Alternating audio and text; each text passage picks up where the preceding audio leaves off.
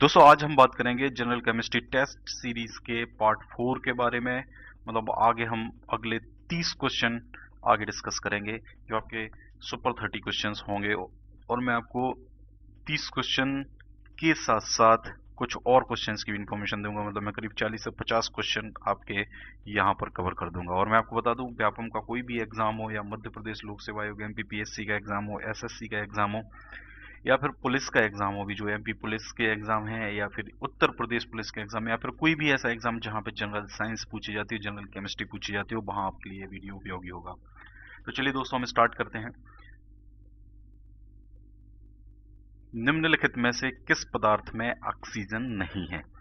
देखो दोस्तों, ये जो हमारा मिट्टी का तेल है इसमें ऑक्सीजन नहीं है, क्योंकि जो कांच होता है या रेत है या जो सीमेंट है ये सब केमिकल कंपाउंड्स हैं एक्चुअली। तो इनके अंदर कहीं ना कहीं किसी न किसी फॉर्म में ऑक्सीजन जरूर पाई जाती है। नेक्स्ट हमारा वायु क्या है? तो वायु देखिए हर चीज से मिला के वायु बनती है। मतलब ये क्या है? मिश्रण। यौगिक तो हो ही नहीं सकता, क्योंकि यहाँ पे वायु में कोई भी चीज निश्चित अनुपात में नहीं है। द्रव तो है ही नहीं, है तो सबको ही पता है। विलयन है ही नहीं, क्या बचता है फिर? हमारा मिश्रण। क्योंकि वायु में हर चीज बगैर अनुपात के मिली होती है, कोई निश्चित अनुपात किसी चीज का नहीं होता है। और मिश्रण की जो डेफिनेशन होती है उसके हिसाब से हमें पता है कि जो मिश्रण है उसमें कोई भी अलग अलग तत्व हैं, जैसे धूल के कण हैं या मॉइस्चर है, हर चीज ये बगैर किसी अनुपात के मिले हैं। तो यहाँ से हमें समझ में आता है कि वायु एक मिश्रण होगी। नेक्स्ट हमारा स्टेनलेस स्टील क्या है? तो ये तो देखिए सबको ही पता है, हमने लास्ट वीडियो में डिस्कस किया था। ये एक मिश्र धातु है, तो इसका बन जाएगा ये मिश्रण। नेक्स्ट है, निम्नलिखित में से कौन ना तो तत्व है ना ही यौगिक? देखो ये पारा जो है, पारा आपकी धातु है, मरकरी जिसको हम बोलते हैं। और जल, जल आपका एक बन जाएगा यौगिक, क्योंकि हाइड्रोजन और ऑक्सीजन से मिलके आपका जल बनता है। नेक्स्ट जैसे हमारा है सोडियम क्लोराइड NaCl, तो ये भी एक यौगिक है, इसको बोलते हैं धातु यौगिक। तो बचता क्या है हमारा? वायु। तो इनमें से वायु ही है जो ना तत्व है ना जो यौगिक है। नेक्स्ट पदार्थ की जो चतुर्थ अवस्था है वो क्या है? तो प्लाज्मा जो होती है इसको पदार्थ की चतुर्थ अवस्था कहा जाता है। निम्नलिखित में से कौन एक यौगिक है? तो इसमें देखिए, अगर हम पीतल की बात करते हैं तो पीतल हमारी एक मिश्र धातु होती है। हम इसको लास्ट वीडियो में हमने इसको डिस्कस किया था। फिर अगर हम स्टील की भी बात करते हैं, स्टेनलेस स्टील, ये भी एक मिश्र धातु है। और हीरा, हीरा हमें पता ही है कि हीरा एक अधातु है। तो बचता क्या है? रेत। तो रेत एक यौगिक बन जाएगा। नेक्स्ट है व्यंजक चूर्ण क्या है? देखिए व्यंजक चूर्ण है, हमने शायद पहले या दूसरे वीडियो में व्यंजक चूर्ण के बारे में फुल डिटेल में डिस्कस किया था। इसको ब्लीचिंग पाउडर भी बोलते हैं और ये एक यौगिक है, निश्चित अनुपात में इसमें तत्व मिले होते हैं। नेक्स्ट हमारा बारूद होता है। देखिए जो बारूद होता है इसके बारे में हम थोड़ा सा देख लेते हैं।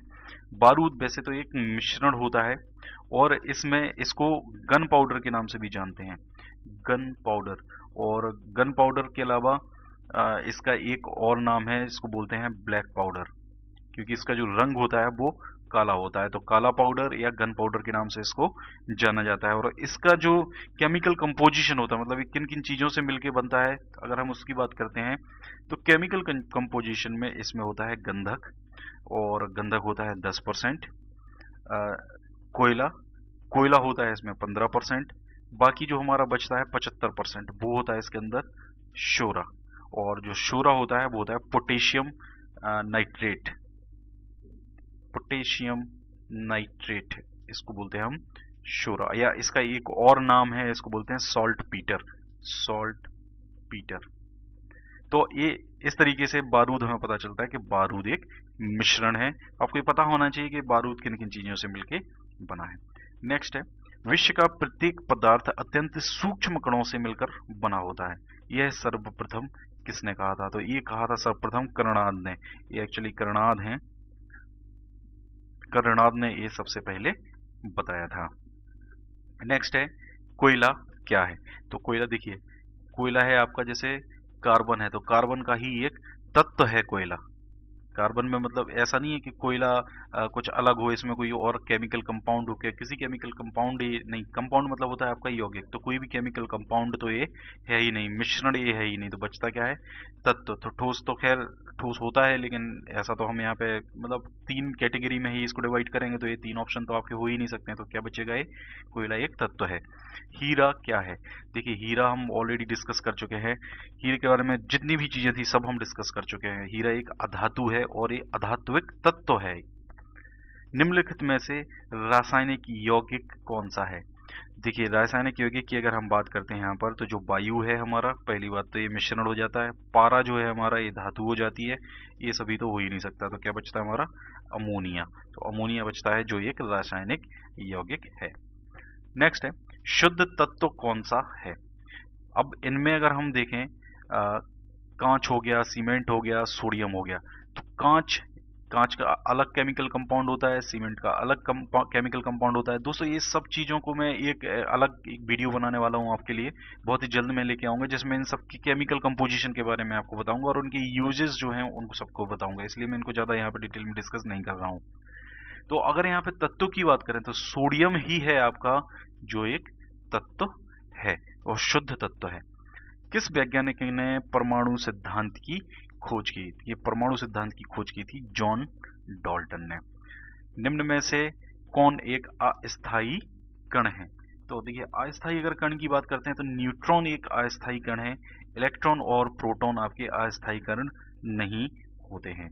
और मैं आपको बता दूं जो इलेक्ट्रॉन होता है नेगेटिवली चार्ज्ड होता है, मतलब इसके ऊपर ऋणात्मक आवेश होता है, प्रोटॉन जो होता है ये पॉजिटिवली चार्ज्ड होता है, मतलब इसके ऊपर धनात्मक आवेश होता है, और जबकि जो न्यूट्रॉन होता है ये न्यूट्रॉन न्यूट्रल होता है। और एक चीज और मैं आपको बता दूं, रदरफोर्ड ने जो एटॉमिक स्ट्रक्चर के बारे में बताया था, उस एटॉमिक स्ट्रक्चर के अलावा एक ये किसी भी एटम के अंदर एक न्यूक्लियस होता है और इसके चारों तरफ ये ऑर्बिट्स होते हैं, कक्षाएं होती हैं, इन कक्षाओं में इलेक्ट्रॉन्स जो होते हैं आपके वो मूव करते हैं, वो इस नाभिक के चक्कर लगाते हैं, और इन दोनों के बीच में देखिए ये क्या होता है आपका निगेटिव, इलेक्ट्रॉन है तो इसके ऊपर निगेटिव चार्ज होगा, ये जो आपका है ये न्यूक्लियस है, और न्यूक्लियस जिसको हम बोलते हैं नाभिक, और इस न्यूक्लियस के अंदर होते हैं प्रोटॉन्स प्लस न्यूट्रॉन्स।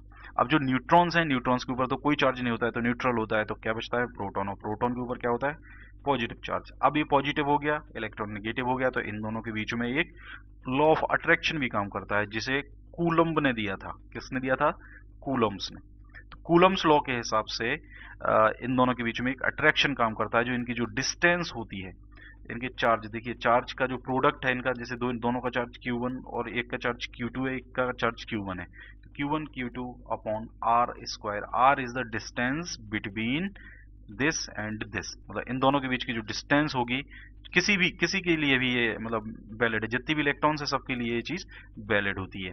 तो इसके प्रोपोर्शनल होता है इन दोनों के बीच में लगने वाला फोर्स, मतलब उनके चार्ज के प्रोडक्ट के प्रोपोर्शनल मतलब समानुपाती, और इसकी डिस्टेंस, इन दोनों के बीच की डिस्टेंस के स्क्वायर के इनवर्सली प्रोपोर्शनल, मतलब व्युत्क्रमानुपाती। मतलब क्या होता है, अगर हम डिस्टेंस को बढ़ाएंगे तो क्या होगा, फोर्स क्या हो जाएगा, कम होता जाएगा। जैसे डिस्टेंस अगर आप बढ़ाओगे तो फोर्स होता जाएगा कम, अगर डिस्टेंस कम होगी तो फोर्स क्या होता जाएगा, बढ़ता जाएगा। इसलिए जो यहाँ पे जो इसके नाभिक के जितने पास में आपका इलेक्ट्रॉन होगा उसके ऊपर उतना ही ज्यादा फोर्स रहेगा, उतना ही ज्यादा फोर्स रहेगा। अब फोर्स कौन सा है, अट्रैक्शन का फोर्स है, ये इसको जाने नहीं देगा। ऐसे ही इसके ऊपर थोड़ा कम रहेगा, इसके ऊपर और कम रहेगा, आगे और जो बड़ा होगा इसके ऊपर और कम रहेगा, और जैसे जैसे इसके ऊपर फोर्स कम होता जाएगा इसकी जो एनर्जी है वो बढ़ती जाएगी। और एनर्जी बढ़ने का मतलब क्या होता है कि जो सबसे बाहरी कक्षा में होंगे उनकी जो एनर्जी होगी वो सबसे ज्यादा होगी। जैसे फॉर एग्जांपल ये बाहरी इलेक्ट्रॉन है तो इसकी जो एनर्जी है वो सबसे ज्यादा होगी, और ये सबसे ज्यादा इसी के कारण एक क्रियाएं करता है। और अगर हम इसमें आगे अगर सेमीकंडक्टर की हम बात करते हैं, अर्धचालक की हम बात करते हैं, तो यहाँ पर ये अर्धचालक जो होता है आपका, इसमें करंट फ्लो होती है। तो ये जो इलेक्ट्रॉन्स जो बाहरी कक्षा में होते हैं इनको बोलते हैं अपन वैलेंसी इलेक्ट्रॉन, और वैलेंसी इलेक्ट्रॉन ही बाद में मूव करते हैं, फ्री इलेक्ट्रॉन बनते हैं, ये कंडक्शन बैंड में पहुंच जाते हैं, ये बैलेंस बैंड होता है। इस बैलेंस बैंड से जब ये कंडक्शन बैंड में पहुंच जाते हैं तो ये करंट फ्लो अर्धचालक के अंदर होने लगती है।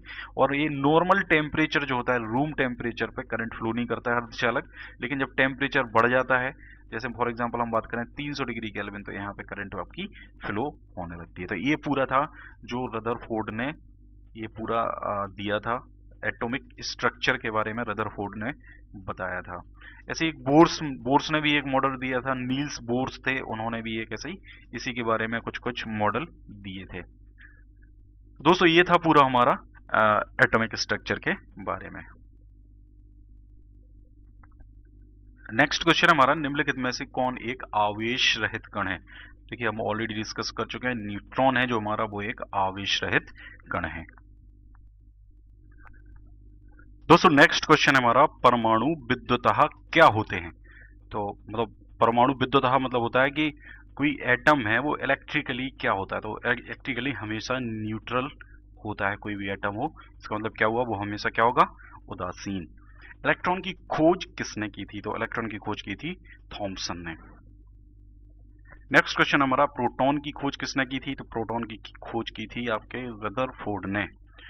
और जो जॉन डाल्टन है, जॉन डाल्टन ने खोज की थी आणविक सिद्धांत के प्रतिपादन इन्होंने किया था, आणविक सिद्धांत का प्रतिपादन। नेक्स्ट हमारा न्यूट्रॉन की खोज, तो न्यूट्रॉन की खोज की थी जेम्स चैडविक ने। परमाणुवीय नाभिक किसने खोजा था? तो परमाणुवीय नाभिक खोजा था रदरफोर्ड ने। मतलब पूरा ये एटॉमिक स्ट्रक्चर जो दिया था वो इन्होंने ही दिया था। एक भारतीय वैज्ञानिक जिसका नाम एक विशिष्ट मूल कण के साथ जुड़ा है वो है बोस। और जो हिग्स बोगॉन है, अभी कुछ दिनों पहले, कुछ साल पहले इसमें एक एक्सपेरिमेंट भी यहाँ पे हुआ था, हालांकि वो फेल हो गया था। हिग्स बोगॉन का एनर्जी जनरेट करने के लिए एक्सपेरिमेंट हुआ था। तो ये एक नया पार्टिकल एक्चुअली खोजा गया था, उसके बारे में था। तो ये बोसॉन जो है ये इन्हीं के नाम पर, बोस के नाम पर ही पड़ा है। निम्नलिखित में से किस परमाणु के नाभिक में न्यूट्रॉन नहीं होता? तो हाइड्रोजन के परमाणु के नाभिक में न्यूट्रॉन नहीं होता है। इलेक्ट्रॉन के तरंग प्रकृति की खोज सर्वप्रथम किसने की थी? तो इलेक्ट्रॉन की जो तरंग प्रकृति है, मतलब wave nature of electron, wave nature of electron की खोज की थी डी ब्रॉगली ने। डी ब्रॉगली ने। तत्व के सबसे छोटे भाग को क्या कहा जाता है? देखिए तत्व का जो सबसे छोटा भाग होता है वो ही होता है आपका परमाणु। डाल्टन के परमाणु सिद्धांत के अनुसार कौन सा सबसे छोटा कण स्वतंत्र रूप से रह सकता है? तो परमाणु ही है जो सबसे छोटा कण है, और छोटा कण होने के साथ साथ ये स्वतंत्र अवस्था में भी रहता है, फ्री स्टेट में अवेलेबल होता है। किसी परमाणु के गुण निर्भर करते हैं। किसी परमाणु के गुण हमेशा उसकी इलेक्ट्रॉनिक संरचना के ऊपर निर्भर करते हैं। और अगर हम यहाँ पे देखें कि किसी परमाणु के किसी तत्व के रासायनिक गुण किस पर निर्भर करते हैं, तो किसी जो उसके रासायनिक गुण होते हैं किसी तत्व के, वो करते हैं परमाणु संख्या या एटॉमिक नंबर के ऊपर निर्भर करते हैं। नेक्स्ट है, न्यूट्रॉन और प्रोटॉन के संख्याओं के योगफल को क्या कहते हैं? तो जो देखिए मैंने आपको पहले बताया था, जो न्यूक्लियस होता है इसके अंदर प्रोटॉन्स होते हैं जिन पर पॉजिटिव चार्ज होता है, और न्यूट्रॉन्स होते हैं। तो ये प्रोटॉन्स और न्यूट्रॉन्स ये मिलके बनाते हैं परमाणु संख्या, सॉरी द्रव्यमान संख्या को, द्रव्यमान संख्या जिसको बोलते हैं हम एटॉमिक मास, एटॉमिक मास। तो न्यूट्रॉन प्लस प्रोटॉन ये बनाते हैं एटॉमिक मास। और परमाणु संख्या जो होती है आपकी, परमाणु संख्या जिसको बोलते हैं हम एटॉमिक नंबर। और एटॉमिक नंबर जो होता है आपका वो होता है जो न्यूक्लियस के अंदर जो प्रोटॉन्स होते हैं, तो number of protons in the nucleus, उसको बोलते हैं हम एटॉमिक नंबर। मतलब सिर्फ प्रोटॉनों की संख्या की हम यहाँ पे बात कर रहे हैं कि नाभिक के अंदर जो भी प्रोटॉन्स हैं, नंबर ऑफ प्रोटॉन्स हैं, उनको हम बोलेंगे परमाणु संख्या। किन किरणों के प्रकीर्णन से नाभिक के आकार का आकलन किया जा सकता है? कि नाभिक के आकार का आकलन करने के लिए अल्फा कण की जरूरत, मतलब इनके प्रकीर्णन, अल्फा कण के प्रकीर्णन से ही इसका आकलन नाभिक के आकार का, कि उसका साइज कितना है, कैसा है, ये सब अल्फा कणों से ही पता चलता है। नाभिक के धनावेशित होने की खोज किसने की थी? तो नाभिक के धनावेशित होने की खोज की थी रदरफोर्ड ने। मतलब नाभिक से रिलेटेड जितनी भी चीजें थी, ज्यादातर चीजें रदरफोर्ड ने ही खोज की थी उनकी। तो दोस्तों ये थे हमारे अगले 30 क्वेश्चन। आपको वीडियो कैसा लगा कमेंट करके जरूर बताएं। चैनल को सब्सक्राइब करें, इस लिंक पे जाके आप चैनल को सब्सक्राइब कर सकते हैं। पेज लाइक करें, फेसबुक ग्रुप से जुड़ें, और अगर आप नोट्स डाउनलोड करना चाहते हैं तो टेलीग्राम पे मैंने एक ग्रुप बनाया हुआ है, आप उससे जुड़ें। और आपको कुछ नहीं करना है, आप प्ले स्टोर खोलिए आपके मोबाइल में, प्ले स्टोर में जाके टेलीग्राम को इंस्टॉल कीजिए। टेलीग्राम इंस्टॉल करने के बाद रजिस्ट्रेशन करना पड़ेगा आपको आपके मोबाइल नंबर से। जैसा व्हाट्सएप होता है वैसे ही आपका टेलीग्राम भी होता है। तो रजिस्ट्रेशन करने के बाद आपको वहां पे जाके सर्च करना है @NS एजुकेशन, तो आपको सामने ज्वाइन का ऑप्शन आ जाएगा इस ग्रुप में और आप इसको ज्वाइन कर सकते हैं। Thank you very much.